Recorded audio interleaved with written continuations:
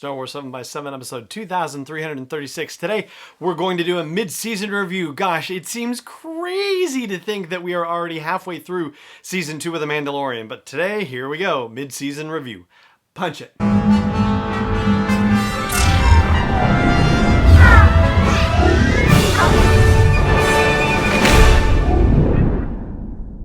Hey Rebel Rouser, I'm Alan Voivod, and this is Star Wars 7x7, your daily dose of Star Wars joy, and thank you so much for joining me for it. So here we are, 4 episodes into Season 2 of The Mandalorian, and boy does it ever look a bit different from Season 1 of The Mandalorian through 4 episodes. But that is sort of, the nature of the beast in one sense, because of the fact that the first episodes of Season 1 of The Mandalorian had to set up the whole premise. It had to do a lot of world building very quickly, and it had to set up the initial stakes for the Mandalorian and the child, and also for Greef Karga, and what would happen to the Mandalorian over the course of the next episodes in the season. But instead of setting up the main conflict, which is what the first episode in Season 1 did, and then dealing with the fallout of that, which is what Episode 2 did, and then creating, for all intents and purposes, the inciting incident for the rest of the series, which is what Episode 3 did, we were able to jump right in with Season 2, Episode 1. However, this first half of Season 2 really has been defined by one particular concept, and it's a quid pro quo. The you scratch my back, I'll scratch yours kind of situation. Episode 1, Cobb Vanth says, yeah, you can have the armor if you help me kill this great dragon. Episode 2, Frog Lady says, yeah, I'll show you where the covert is as long as you take me there, because I gotta go see it. Episode 3, Bo-Katan says, yeah, I'll tell you where to find the Jedi if you help us with this Gozanti cruiser. Episode 4 is Greef Karga saying, yeah, we'll help you with repairs, but in the meantime, help us out with this Imperial facility. But then again, it's not like our hero Mandalorian is taking any bounty hunting jobs right now, so he's got to make these things happen somehow, right? I mean, he could have shot Cobb Vanth and just taken the armor for himself, but he's not that kind of guy. He could have told the Frog Lady to take a hike once he found out that Trask was where he was supposed to go, and yet he's not that kind of guy. And he probably could have said, oh, forget it, to Bo-Katan, especially considering that they have very different beliefs about Mandalorian culture and what's proper and so forth. But she had big information for him, and really, how is he possibly going to say no to that? And for as badly damaged as the Razor Crest was when it arrived back on Navarro, I don't know how he's able to, consider the possibility of saying, no, I'm not going to help you with this. Here, just take some cash, right? And fix my ship so I can be on my way. Yeah, they've already been through too much. So basically, these first 4 episodes have had a lot of opportunity for other characters to take advantage of the Mandalorian's good nature and the fact that he is not bounty hunting actively to get what they needed in order to give him the kind of information that he needs. So yeah, I suppose that means that there's a bit of a form, if you will, to the way that these episodes are unfolding. I wouldn't say a formula, but certainly there is a basic form, a basic inciting incident for each episode, for all intents and purposes. And I will say also that something I've talked about with Season 1 of The Mandalorian and about a clear divide that existed between the sort of Adventure of the Week episodes and the sort of mythology episodes does not seem to be present here in this second season. It does seem as though every episode is managing to advance the storyline in some fashion or another, even as we have an Adventure of the Week. For example, from the known perspective of the Star Wars novels, which has now been brought into the Disney Plus series, Boba Fett's armor was existing out there, and so there is a resolution at least of that aspect of the Boba Fett storyline, right? And it did advance something that we knew about Mandalorians and Mandalorian armor. And the fact that there was a Mandalorian presence on this other planet, the moon Trask, right?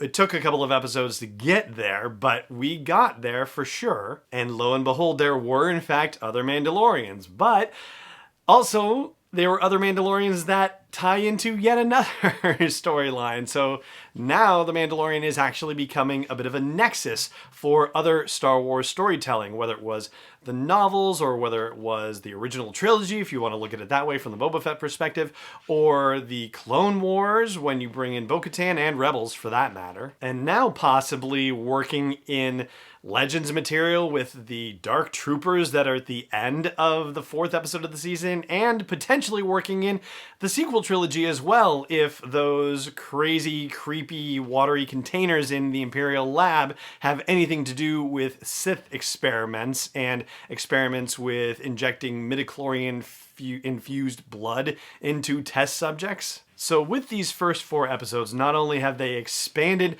on the storyline from season 1, but they've also managed to make it, the word I just used, a nexus, a connecting point, if you will, for all sorts of different Star Wars storytelling. So this is really well done, and they are off to a spectacular start with this first half, in my opinion. I would love to hear how you feel about it too. Please do chime in wherever you catch the show that has a comment section, or at home base at sw7x7.com. And there is something that, as far as these first 4 episodes go, is kind of remarkable in retrospect, and it does say something about the next 4 episodes as well, which I will share with you in just a second, but I do just want to give a quick reminder again about feedingamerica.org and the fact that you can look up your local food bank or food pantry and donate or find a way to best help that local facility via feedingamerica.org. So, this time of year obviously is a